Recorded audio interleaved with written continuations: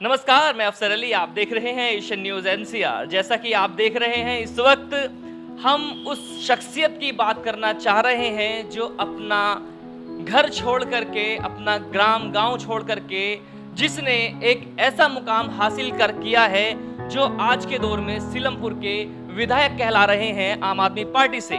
आज हम उनके बारे में पहले आपको बताते हैं कि वही शख्स जो डासना छोड़ करके एक सीलमपुर में आकर बसे थे, जिन्होंने लोगों की मदद की, सेवा की, सामाजिक तौर पर लोगों की मदद करते हुए आ रहे हैं। लेकिन आज वो शख्स आज हमारे साथ बने हुए हैं जिनका नाम है अब्दुल रहमान। जी हाँ, वही आज वो विधायक हैं आम आदमी पार्टी से, सीलमपुर विधायक। आज उनकी ज़बानी वो खुद बताएंगे कि ये सफ़र कैसा रहा उनका। जी बताइएगा विधायक जी, आपने जो है डासना से यहाँ तक का सफ़र कैसे तय किया? देखिए, डासना से जब मैं दिल्ली आया तो काम के लिए आया। मैंने आकर के दिल्ली के अंदर जैकेट का काम किया, मैंने खिलौने का काम किया, बहुत टाइम तक किया। 93 में पहली बार दिल्ली में विधानसभा का इलेक्शन हुआ। मैं खिलौने का काम करता था और सीलमपुर से एक विधायक का इलेक्शन लड़े सुल्तान भाई खिलौने वाले। क्योंकि मैं भी खिलौने का काम करता था, सभी खिलौने वालों ने मिलकर उन्हें चुनाव लड़ाया। इत्तेफाक ये था कि वो जीत नहीं पाए। बाबरी मस्जिद की शहादत हुई थी उसी वक्त ताज़ा और कांग्रेस के खिलाफ था मुसलमान उस वक्त में। तो जनता दल के टिकट पर आए चौधरी मतीन साहब यहाँ से विधायक जीते और बहुत टाइम तक वो यहाँ विधायक रहे। दिल्ली में आने के बाद मैंने उन्हें सुल्तान भाई को पहला चुनाव लड़ाया। उसके बाद मैं दीगर लोगों के साथ जुड़ा रहा। 2007 में पहली बार मैं इंडिपेंडेंट कॉरपोरेशन का इलेक्शन हुआ। वो इलेक्शन मात्र 700 वोट से मैं हारा। चुनाव हारने के बाद एक इच्छा थी लोगों की सेवा करने की, एक लगन सी थी। मैं उसी में कंटिन्यू लगा रहा, लोगों के बीच बना रहा और 2012 कब आ गया ये पता ही नहीं चला। जब 2012 आया तो 2012 में फिर से कॉरपोरेशन का चुनाव आ गया और अचानक एक माह पहले चुनाव से सीट महिला हो गई। जब सीट महिला हुई तो एकदम थोड़ा सा धक्का लगा, यार ये क्या हुआ।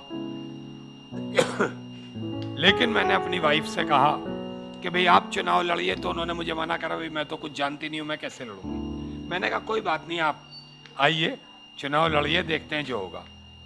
वो मैदान में आई, मैंने उनका नॉमिनेशन कराया, चुनाव लड़े और अल्लाह का शुक्र और एहसान ये रहा कि वो चुनाव लगभग 6000 वोटों से इंडिपेंडेंट कैंडिडेट होने के बाद हम यहाँ से जीते, चौहान बांगरवाड़ से।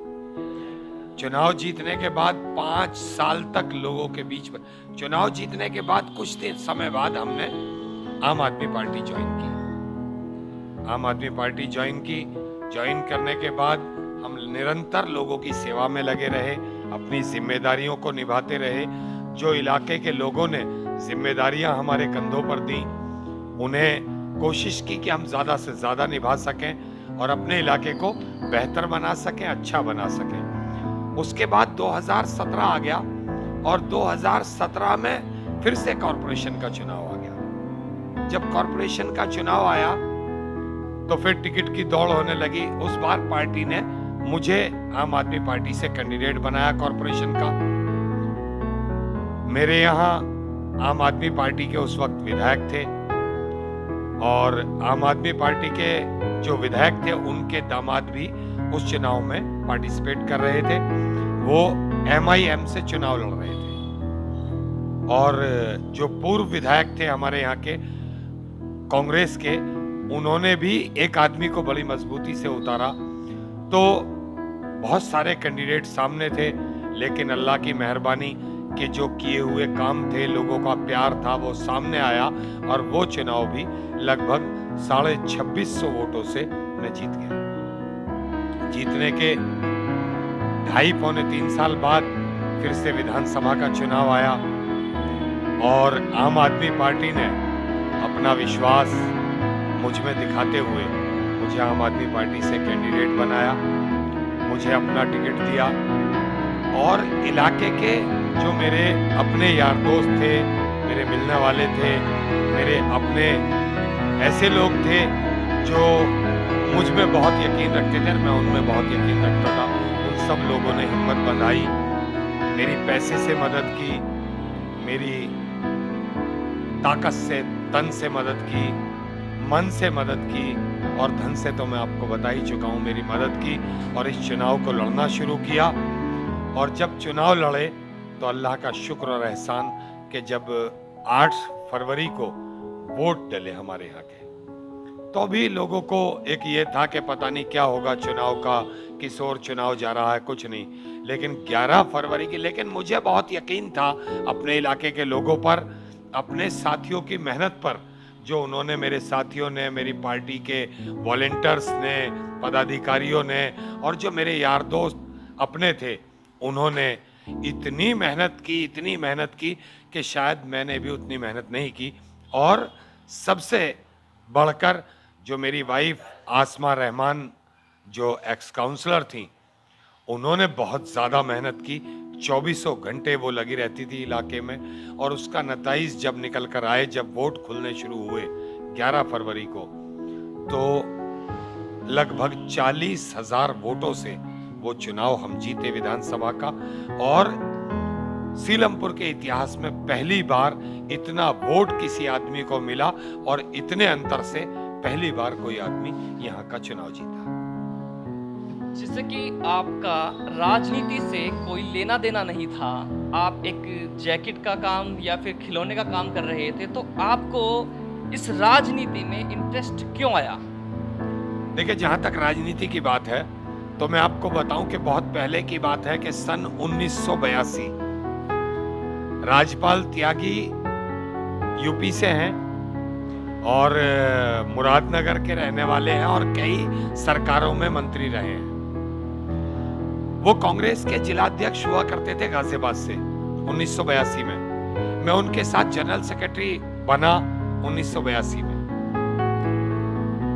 काफी टाइम तक मैं उनके साथ रहा, तो राजनीति तो थोड़ी बहुत वहां से अंदर थी।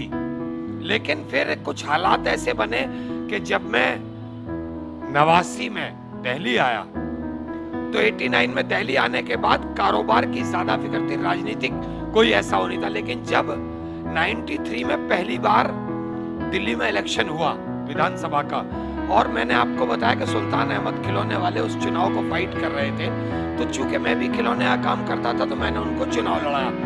तो वहां से वो जो राजनीतिक हलचल थी ना मन के अंदर, वो थोड़ी सजग हो गई, जागरूक हो गई, तो वो जाग गई। उसके बाद फिर हम मतलब थोड़ा थोड़ा सक्रिय होते रहे, लोगों की मदद करने लगे, लोगों के काम आने लगे, छोटा मोटा काम आता था तो उनके काम आते थे। बस वहीं से थोड़ी सी जागरूकता आई और उसका नतीजा ये हुए कि 2007 में आके मैंने खुद ही इंडिपेंडेंट के तौर पर चुनाव फाइट किया। अभी जैसे कि आप इलेक्शन जीते थे तो लोगों ने बहुत स्वागत किया आपका, जगह जगहों पर आपका स्वागत हुआ। तो ऐसे ही जहाँ का आपका बर्थ प्लेस है, मैं डासना की बात कर रहा हूँ, वहाँ के चौधरी जमील मेंबर ने भी स्वागत का प्रोग्राम रखा था, लेकिन आप वहाँ क्यों नहीं पहुँच पाए थे, जैसे कि लॉकडाउन के बीच में था ये सब? सर, दरअसल में बहुत सारी जगहें हैं यूपी की, मेरठ में है, हापुड़ के अंदर है, डासना के अंदर है। डासना तो मेरा बर्थ पैलेस है और डासना का एक एक निवासी, मैं चौधरी की बात नहीं कर रहा, तमाम डासना के चौधरी एंड अदर बिरादरी जितनी भी हैं, वो सब मुझे अपने एक भाई के रूप में, अपने एक बेटे के रूप में देखते थे। पूरे चुनाव में मेरे बर्थ पैलेस के जितने लोग थे मेरे गांव के, उन्होंने मेरी मदद की। वो मदद चाहे मन के रूप में हो, जिसकी जहां रिश्तेदारियां थी उन्होंने अपनी रिश्तेदारियों में आकर मेरे लिए वोट के लिए कहा, जिसका ताल्लुकात था उन्होंने अपने ताल्लुकात में कहा, जो मेरे साथ चल सकता था, मदद कर सकता था, उसने मेरे साथ चल के मदद की, जो मेरी पैसे से मदद कर सकता था उन्होंने चंदा देके मेरी पैसे से मदद की। तो देखिए, मेरा बर्थ पैलेस है, उनका पूरा अधिकार है मेरे ऊपर, कल भी था, आज भी है और मेरी बर्थ पैलेस से कोई भी आदमी अगर मुझे कभी भी आवाज देता है तो मेरी सबसे पहला दायित्व बनता है कि मैं वहां जाऊं और सर के बल जाऊंगा।